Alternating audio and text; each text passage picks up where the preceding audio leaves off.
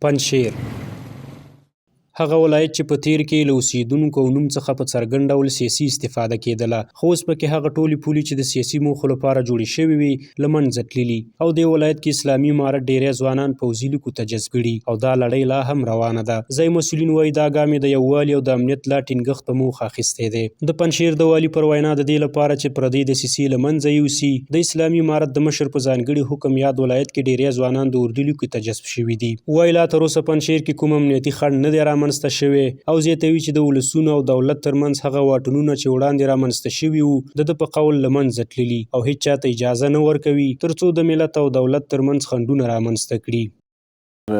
مردم ولایت پنجشیر که مردم متدین و مردم دیندار و به نظام امارت اسلامی اونها هماهنگ و در پهلویشان ایستاده هستند. هیچ اتفاقی وجود نداره که یک فرد از یک خانه کسی کشیده باشه و نه هم نظام اسلامی پالیسیش است و نه هم واقعی صورت گرفته. فقط دشمن به خاطر ازی که برای مردمای خود یک مورال بده که اونا را به این سوق بکنه که در پهلویشان بیه، یعنی تو شایعات دروغین اونا چی میکنه پخش میکنه، هیچ حقیقت نداره. الحمدلله ما همیشه به ملت افغانستان خصوصا به جوانای پنجشیر ما می پیام را میتیم که پنجشیر یا افغانستان خاک مشترک کل افغان است و به هیچ افغانی که او به نظام مخالفت سیاسی نداشته باشه افغانستان خانهش است، بیاید به خانه خود، بیاید به زندگی عادی خود را پیش ببره. انشالله که امارت اسلامی افغانستان متحد به این است که به جوانای افغانستان خصوصا به جوانای پنجشیر برشان چانس های کاریابی را برشان دریافت بکنه و الحمدلله که ملت هم شاهد است و شما هم شاهد هستین که بازارها جوانای پنجشیر در صفوف پلیس ملی، در صفوف اردوی ملی اینها ایفای وظیفه میکنه و انشالله در آینده ها اراده وجود داره از طرف امارت اسلامی افغانستان که دیگه جوانای پنجشیر هم در صفوف نظام اسلامی جذب شود برشان زمینه کار آماده شود. دا ګام داسې مهال اخیستل کیږي چې وړاندې له دې یو شمېر سیاسي څهرو ویلي وو چې د پنجشیر اوسېدونکي له اسلامي امارت سره نږدې اړیکې نه ساتي، خو د دې ولایت د اوسېدونکو په خبره پنجشیر کې د ملت او دولت ترمنځ واټن ختم شوی او ډېری ځوانان اوس مهال په بېلابېلو برخو په ځانګړي ډول نظامي لیکو کې خدمت کوي. فعلا هم در پنجشیر وظیفه دارم و 3 سال میشه که ما در اینجا مقرر شدیم. از دولت اسلامی امارات خوش هستم. فعلا خوب است که ما فعلا این وظیفه دارم، 3 سال شده که در اینجا وظیفه هستم. دیگه فعلا از امارات ما خوش هستیم. 100% باید از دیگر جای بیاین اینجا هم است که از وقت کده بسیار خوب آزادی است.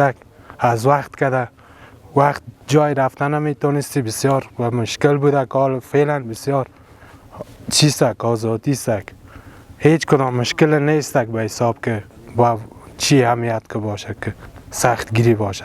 گذشته ما در اردو بودیم 4 سال 4 ماه بشم بودیم 4 ماه 5 با خود امارت اسلامی با همین نظامی پیشین هیچ کدام مشکلی نیست. حالا میگن تو صناعه میگن که مثلا بده ولی نه خیلی خوبه، هیچ کدام مشکلی نداره. با اونا پیام داریم که دیگه هیچ کدام مشکلی نیست. اینجا کار هم هست، بیان همه بازم میتونن برن دمو کارهای سابقه خودم. هیچ کدام مشکلی نیست، نداره مشکلی. از طرف امارت اسلامی هیچ کدام مشکلی نیست. ورته مهال د یاد ولایت ځینې قومي مخور وایي چمتو دي چې په هر حالات کې د اسلامي امارت ساتنه وکړي. د دوی پر وینا خپل اولادونه به ځکه پوځي لیکو ته استوي چې د هېواد ساتنه یې لومړیتوب دی. زیاتوي دې برخه کې هر ډول ګام اخیستو ته چمتو دي. در کشورت و در منطقیت و در خاک تعرض بکنه، این وقت است که بالای زن و مرد دفاع کردن از اون منطقه فرض از بالایشون. علت و انگیزه‌ای که ما در وقت زمان داشتیم این بود که دشمن باید از کشور ما، از منطقه ما، از خاک ما و از محل ما برآید و خارج شود و این سبب آرامش و آسایش به مردم ما شود.